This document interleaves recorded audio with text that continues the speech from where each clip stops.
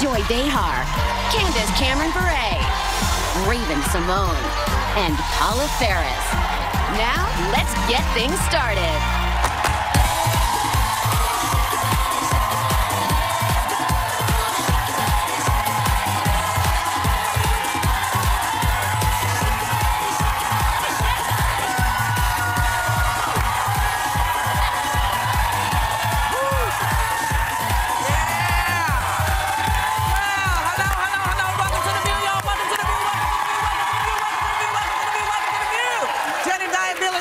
Table. So Hillary Clinton is starting to give specifics about what her presidency would look like, and she wants to add a familiar face to the team. I think we know who she's talking about, her husband, Bill Clinton. I know there's a clip, but the question before we go to the clip is this a good idea? Take a look. Okay. I was saying earlier in Louisville, where we had a big rally, my husband, who I'm going to put in charge of revitalizing the economy, because, you know, he knows how to do it, and especially in places like coal country and inner cities and other parts of our country that have really been left out. Well, that was a makeup about the coal country, I think, because she sort of blew it when she was in West Virginia. That's right. But personally, I think it's a great idea. I mean, when he was in office, he created 22 million jobs. That should help all of the people who are supporting Trump, who say they can't get a job. That'll help them. Somebody who knows how to create jobs. You look at the numbers, though, the economy on both sides of the aisle is still the #1 issue that people are concerned about. I think this is her counterpunch. There was a really important poll that came out recently that said they are tied neck and neck in Florida, Ohio, and Pennsylvania, okay? But in those 3 key states, they hands down believe that Trump will do a better job with the economy than Clinton. So this is her way of counterpunching. That's just the polling. They believe he'll do a better job. What people know of him is business experience. So they see that, you know, he's run businesses. That he had. Well, I mean, the truth is that anyone who is going to be a successful business person, I think, if you look at a lot of successful business people around the country, they've gone bankrupt a lot of times, and then they thrive as a result. It's like almost like you dig yourself out of a hole and you emerge victorious. I think it's a little bit desperate, to be honest with you. Of who? Of Hillary. And the reason is, I think he's bringing I think she's looking at her unfavorable numbers, which are really high. If you look at CNN in March, her net negatives, I mean, 52% unfavorable. And I think her husband's approval numbers are better than hers. I think people do look at the Clinton years and say, these were booming economic times. And if they are doubtful about her in terms of her ability to manage the economy, I think she needed to pull a heavyweight. And I think her husband is a bigger political heavyweight than she's ever going to be. But doesn't Donald Trump do something that actually brings those people to it? If she has someone to pull out of her pocket and say, listen, he's done it before, he can do it again, why should we fault her for pulling out that card? I'd like her to be able to pull herself out of her pocket. I'd like her to be able to present herself. Wait a second, Jedediah. Donald Trump keeps saying, I'm going to surround myself with people who know what they're doing. That's true. Well, she's saying something very similar. Yeah, I think she really has a proven track record. Donald Trump has no proven track record in politics at all. How to run a business, yes, is not the same as running a country. Yeah, but a lot of people will make that argument. Do you want a politician with no business acumen running the country, or do you want a business person with little foreign policy and political experience? Not going to get everybody around the world pissed at us. Yeah, and he has pissed everybody off. You know, I want somebody who is smart enough to say, let me figure out what's going on there. Now, everybody's looking at this country, and you know, the Republicans have said, you know, we have such a bad reputation. We didn't have a bad reputation until this started. You know, people started going, what the hell is going on in America? I mean, people call me from Europe in the middle of the night and say, do you need to move? I'd say, no, they're not taking my country. Don't they know better than not to call you in the middle of the night? I'm up. No, it's not a problem. But you know, the interesting thing is, when Donald Trump says, as Joy said, I'm going to do this, I'm going to do that, she knows that Bill knows what to do. And all of the reasons I think people don't like her are the reasons I want her as president. Because, as I said before, I want her to be able to say to Kim Jong-un, listen, we're not taking this from you. You remember, I've been here before with you, Kim. We're not playing that. You know, I wanted to be able to say to Putin, because I know that all the things that people want, because people won't admit that the economy is actually doing much better than it was 8 years ago. People won't say it out loud, you know? So I would like that to continue, you know? And I'm not sure that, I'm not sure that Donald is the person to do that. And yes, people do go bankrupt and they do make a comeback, but they don't pretend they didn't go bankrupt. They don't say, no, that never happened. I need somebody who's going to deal with one fact, at least one. Yeah. That's a liar. But she's also not asking for Bill Clinton to be the vice president. No, that's true. So it's not he like... would be an advisor. Exactly. Why are you... What's wrong with that? I think people have a lot of distrust in politicians, though. And one of the concerns about when Jeb Bush was running, where people were saying, rightfully so, this is like the Bush dynasty, get some fresh blood, get some new blood in. I think when you look at Hillary, and now she's mentioning Bill Clinton, people are going to have to ask themselves, does that bother them? Are they looking for someone new? I personally like non-politicians. I like people who run businesses effectively. When I look at a lot of politicians, look at Congress. They're running in circles. They're driving each other crazy. Nothing's getting done. Can I just say one thing I have my issues with Donald Trump, but the fact that he's a businessman, that is not one of them. I see. But, you know, regarding this business of her not being likable, what I have observed is that when she's running for something, people hate her. Then when she's in office, everybody loves her. When she was Secretary of State, people thought she was great. When she was in the Senate, the Republicans said, oh, she's so easy to work with. And now they're on this case that they don't like her again. When she's president, they're going to love her again. I don't think it's likability as much. I think it's trustworthiness. I think when you look at But you trust Donald more than her. Is that no, but if you look a at total liar, someone who pretends he's his own publicist? But if you that's who you trust? If you look at, no, I'm not saying I do trust him, but if you look at her polling around the country, honesty and trustworthiness, because of the transparency, because of what happened with the emails, that's what she's being hit on. They found nothing so far. Here's what I say about the emails. This is what I asked her. How is it if these were so classified, okay,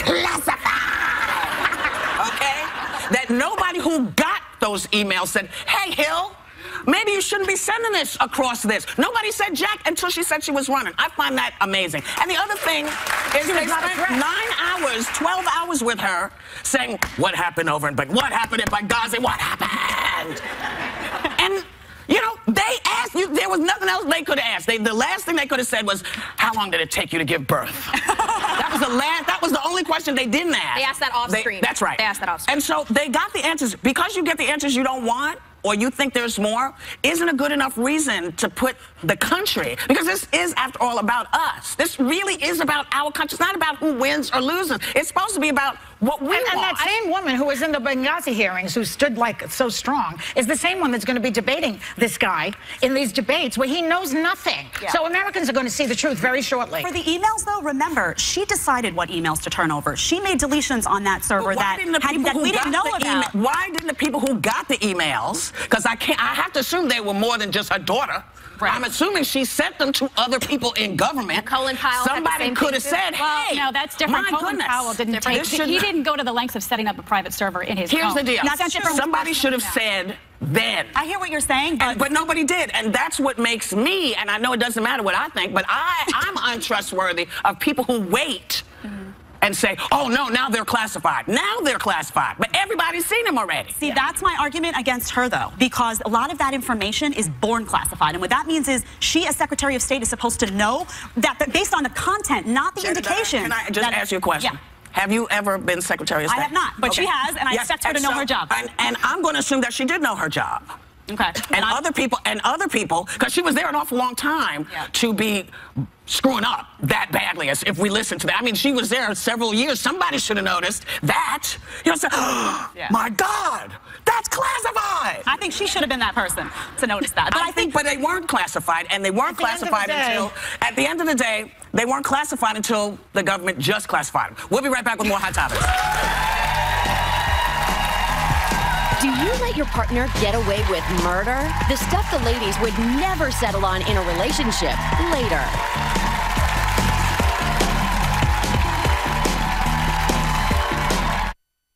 So Hot Topics was talking tattoos. Tell him, Whoopi. You don't tattoo the man's name or the woman's name on your arm. I think Raven did. Sometimes you got to show commitment. Who here has a tattoo? Joy? No needles on my body except in my face. Oh, yeah. You never know what they'll say. Tomorrow on The View on ABC. What are you doing right now? Making a cake. Ayla reminds me of like a master chef, and Emmy reminds me of like a mom. Plus, the Unbreakable Kimmy Schmidt, Ellie Kemper.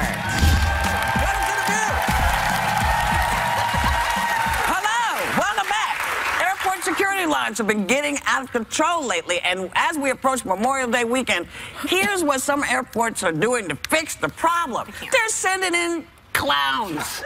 Literally. They want to make it cute. But what do you do if you see this clown come in? This is the clown I'm always afraid is going to greet me. Where is he? No, not him. He's cute. That one. Okay. That's scary clown. That's scary cute. Clown. This is my thing about that. Just like I don't like it either. It scared me for life. And I think I have colrophobia, which is a fear of clowns, or equinophobia. So what about those people with those phobias? You're going to mess up the line even more because you're going to have little crazy people running around like, they're not going to be able to do it. Do clowns soothe any of you because they frighten me? No. So how is this a good idea? On the clown. Okay. No. I'm afraid to know who she's going to She and I are old enough to remember Emmett Kelly. He was not scary. Remember Emmett Kelly was a great clown. He was a wonderful clown. As was Bozo. Bozo was a great clown. And, you know? And so is Damon Wayans' clown. Damon Wayans' clown. Who was Damon? Who was the name of that damn clown? Homie the Clown! Homie the Clown! If Homie the Clown was a TSA, if Homie came, I'd get on a plane. That might be a shirt. If Homie came, I'd get on a plane. Hashtag. That's right. Hashtag. So, but, I mean, can't they just take all the money they're spending on clowns and horses and stuff? They cut back, actually. Well, they cut apparently back on not, their because they budget. got folks, they're hiring clowns coming. Why not just fix the issue? Why not do that? The problem is more people are flying than ever, and they have fewer agents because the budget has been decreased since 2013. But you know what else is an issue? Is that the people flying don't do what they're supposed to do before they get to the line. Go ahead. Take your shoes off. You cannot have water. I don't care about breast milk baby feeding. You can't have it. Stop trying to fight the system. No. You can have breast milk. You can take breast milk. We talked about it before. You can only have a certain amount. Whichever. Know the rules so you don't mess up my line. I take my shoes off before I even have to turn my ticket in. I get everything into my backpack so I don't have extra containers. And you know what else I don't like about people in line? What else do you not like? I really don't like it when people don't put the little gray tub back in position. Stop leaving it. Don't leave it on the thing. Put it in so I can have it for later. Can I ask a dumb question? Aren't you supposed to get to the airport 2 hours before? Yes. Well, an hour. Yep. No, I believe it's 3 hours now. I think it's part of the problem. I think it's, if you're supposed to get there 2 hours before and everybody's getting there 45 minutes before, isn't that going to cause those lines that we saw? Yeah, because so many people are cutting. I got to get to my flight early. Can I cut? And you're like, yeah. You let people cut in front of you? Yeah. Kind of crazy. It is.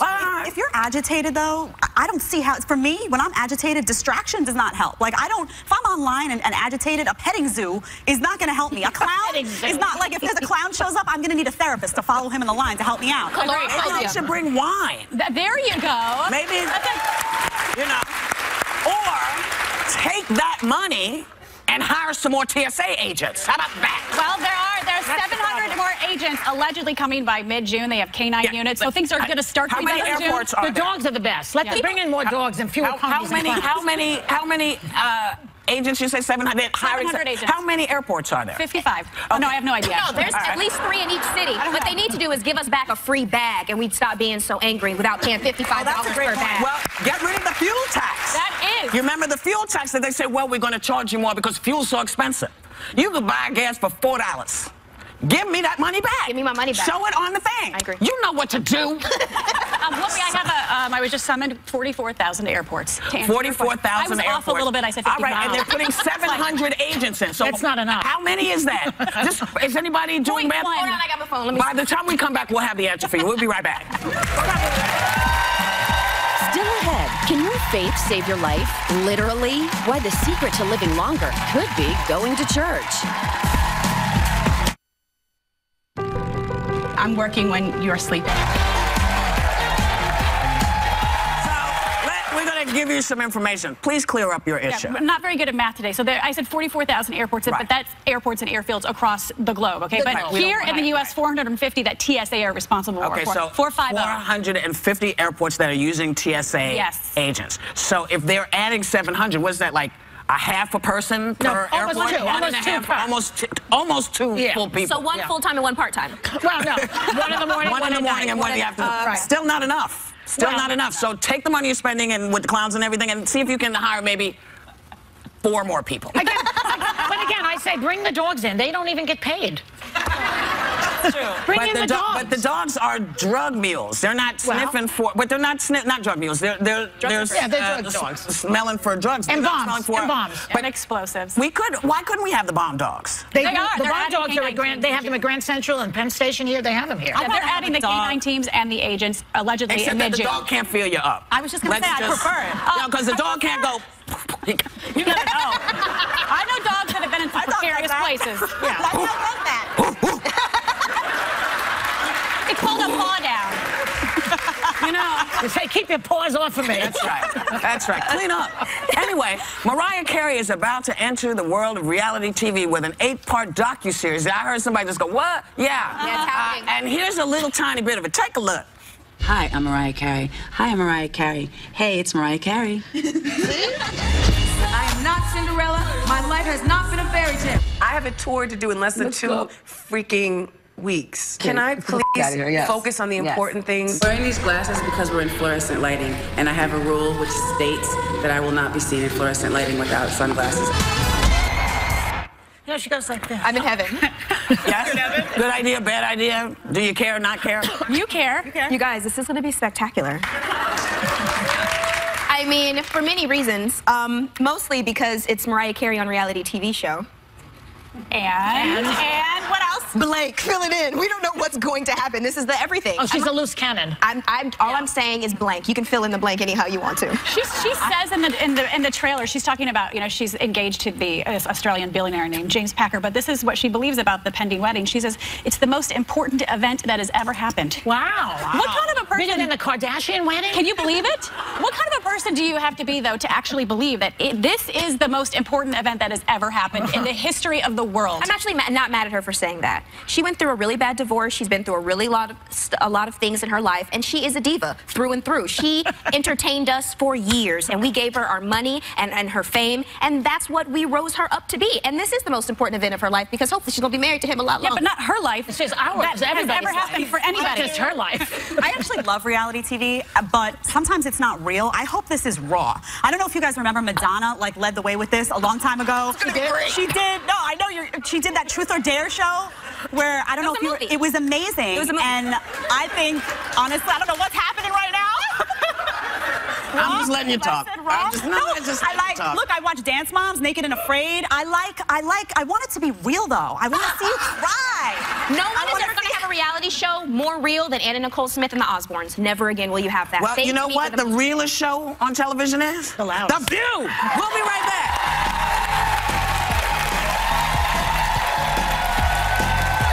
Hey there, Keegan-Michael Key here. You probably know me from my TV series Key and Peele and the Obama anger translator Luther, but I want you to know I'm one of the mellowest, least angry people you have ever met. Is that milk? What about half and half do you people not understand? Where else would we ever want to go? Not a good joke. So now, what am I to make of the likes of you? There seems to be a recurring issue here. Anger. I don't think I have an anger issue. I think you got an anger issue. I love him. Please welcome Keegan-Michael Key.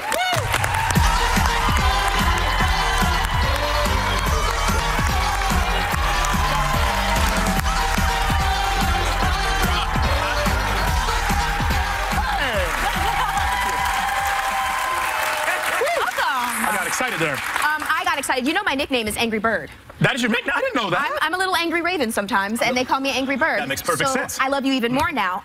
This is amazing. How was it? Please, tell us everything about it. You sound like Judge Joe Brown. Judge Joe Brown, who is actually from my hometown, from Detroit. Right. So I am channeling him. He's like, y'all don't understand the responsibility of raising a child. You know, in a nest. In a nest. You know, they can't fall off over the side. That's right. That's the #1 responsibility.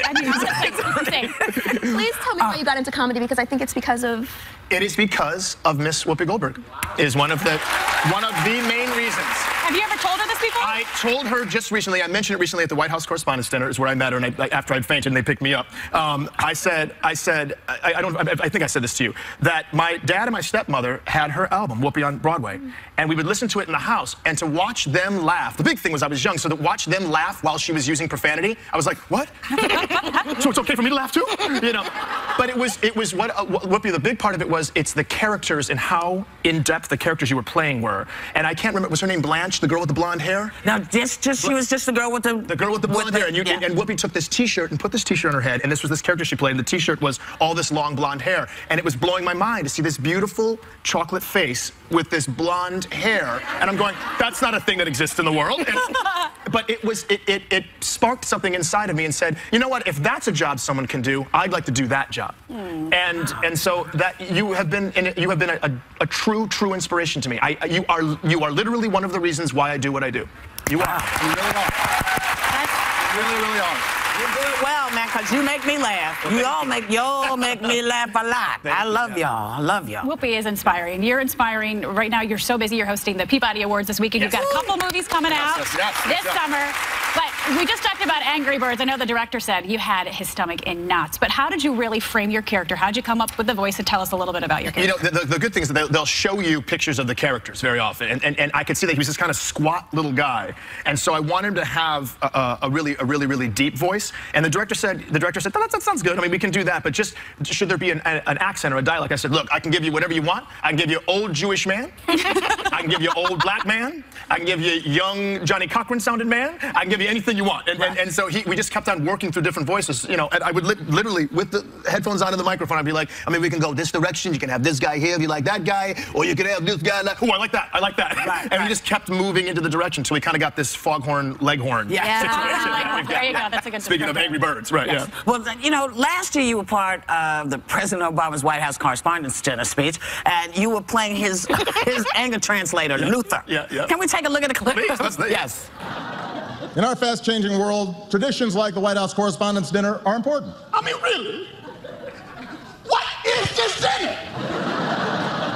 And why am I required to go to it?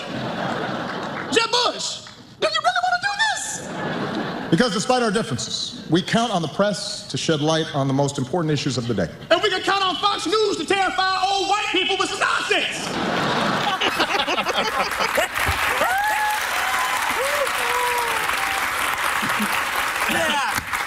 Too bad couldn't do it 2 years in a row. You know, I have to ask you about, because the movie that I love, and I love Angry Birds, I cannot wait to see it, but baby, Keanu. Keanu is the best movie since forever. It is about a cat that gets stolen by gang members, and these fools, Key and Peele, are forced to go into neighborhoods where they do not know the speak, and they have to figure out how to deal with everything. The cat has chains on, and Keanu Reeves is doing the voice. I mean, the cat is kicking ass. I mean, it's genius. Where did this? I love this. Please. I love that question. It was Jordan's idea. I was at work one day at Key and Peele just doing rewrites on sketches, and Jordan walks into the office and he goes, so Keegan, so I wrote this movie. I was like, I'm sorry, what happened? You did what? I wrote this movie with one of the other writers, and we wanted to do a table read. And so we did a table read of the movie, and in the first draft of the movie, no cat. No cat. No, sorry, Whoopi, I'm sorry. He must have felt you speaking that. It's like, you gotta put a cat up in there. But, so we put a cat in the movie to make it have more heart. Right. But it was his idea. It was all his idea. And he's like, I wanted to write a Key and Peele movie just in case. Just in case someone came calling. Yeah. Can I just say that this movie reminds me of those old school Jim Carrey, 1990s, just feel good, watch it, enjoy yourself type of movie. And I want to thank you for that and all of your times on Mad TV as well. Our thanks to Keegan Michael Key. The Angry Birds movie is in theaters Fridays. We'll be right back. And go see Keanu. Keanu and Angry Birds. We'll be right back. Hi, I'm Ellie Kemper. I'm here to talk to the ladies about Unbreakable Kimmy Schmidt, and it's my very first time on The View, which means I'm losing my virginity. Can I say that on daytime television?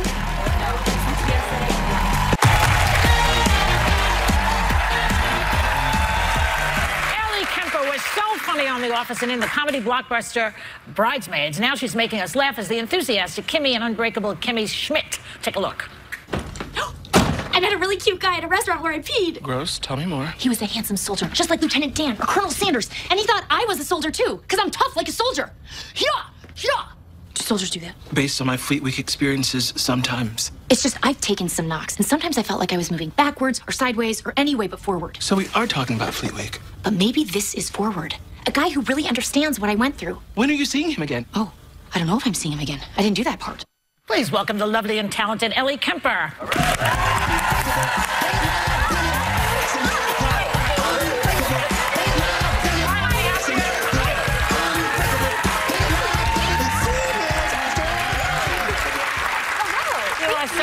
I don't know about that. Thank you for having me.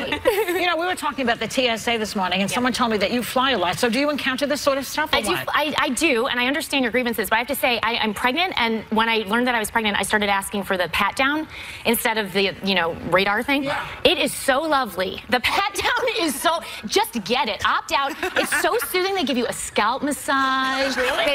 They swoop, well, now I sound like a pervert, but they swoop below your bosom. They give you sort of like a massage massage, and it's so nice to have human contact. I so don't want to tell you this, but are they cleaning their hands after each person? See, that I don't know. That's unclear. I think it's the head same. massage could contain all kind of stuff. Yeah. You need to wear a hazmat suit when you go. Yeah, exactly. Yeah, it's not necessarily like sanitary, but it's lovely. I want to say congratulations. Thank you very much. A lot of new parents, when they find out that they're going to have a baby, they kind of go insane. Yeah. What kind of parent are you? Are you more spontaneous? Are you over planning? What are you doing? If anything, we are erring on the side of under planning. Everyone keeps asking us, oh, have you thought of this? Have you taken care of this? And no, haven't thought. We don't know if it's a boy or a girl. We don't want to know until we find out. We're like, does that make us bad parents? Do we not care enough? But I mean, I think that other moms in particular love to weigh in on what you should be doing, and it's all news to me. I welcome the advice, but I have not been planning ahead. What's a piece of advice you've gotten? Oh, a lot of people, sleep. Everyone has an opinion on how you should raise your child to sleep. I'm like, the child isn't here yet. I don't even know how. And a lot of people just say, get them on your schedule right away. But it's like how can it get on your schedule? It's hard to do. Right? It doesn't have a watch. It doesn't have a watch. Exactly. So, oh, Mazda. Yeah. So, you're moving back to New York from LA.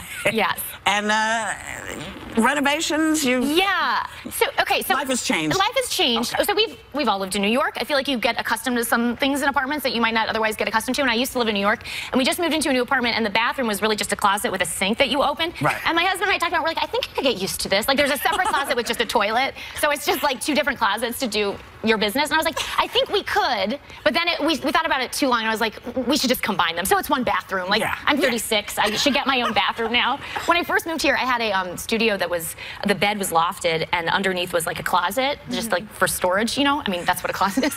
And the realtor kept calling it a 1-bedroom. And I'm like, this is not a 1-bedroom. This is a 1-closet. Oh, they make up stuff. Yeah. They make up stuff. They make up stuff, yeah. I did sleep in it a few times when I had guests, but it doesn't make it a bedroom. Yeah, I used to live in an apartment where the bed touched all 4 walls, and they called it was insanity, but that's New York living. I want to talk to you about Unbreakable Kimmy Schmidt, though. This show is amazing. You have an amazing cast. You have Carol Kane, you have Titus Burgess, and you have Tina Fey, who's one of the executive producers. Yep.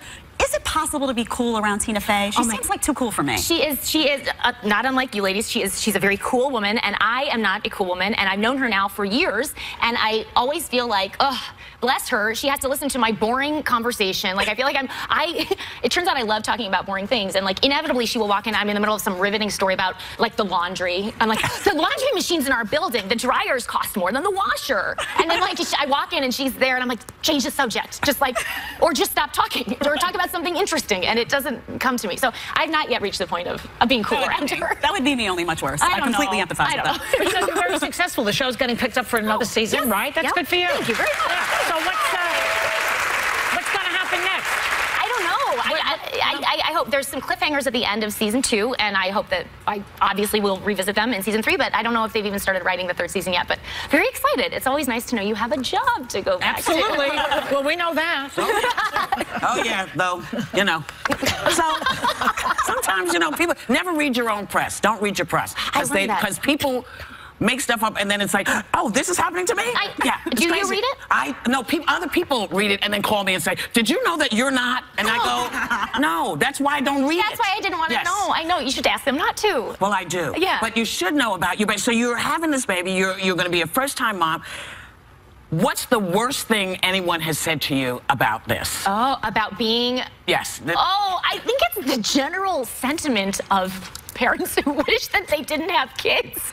Like, they'll say, it would just be like, oh, yeah, well, get ready for your life to change. And it's like, what? Yeah. Put on an act. I'm entering this. I'm terrified. You're talking to those people. I think it's just a general, like, expression of, like, everything's going to change now. I know, but it's a great thing. You'll have wonderful time. It's great. But everything changes anyway. Everything changes no matter what. So, yes. That's going to be my retort. Yeah, guy? Everything changes anyway. That's what people do it like that. Yeah, I've got my tough New York. Yeah. And then brick your stomach up and point it at people. Thanks for coming on the show. Thank you for having me. Ellie Kemper, ladies and gentlemen. The 2nd season of Unbreakable Kimmy Schmidt is streaming now on Netflix. Her animated movie, The Secret Life of Pets, is in theaters July 8th, and we'll be right back.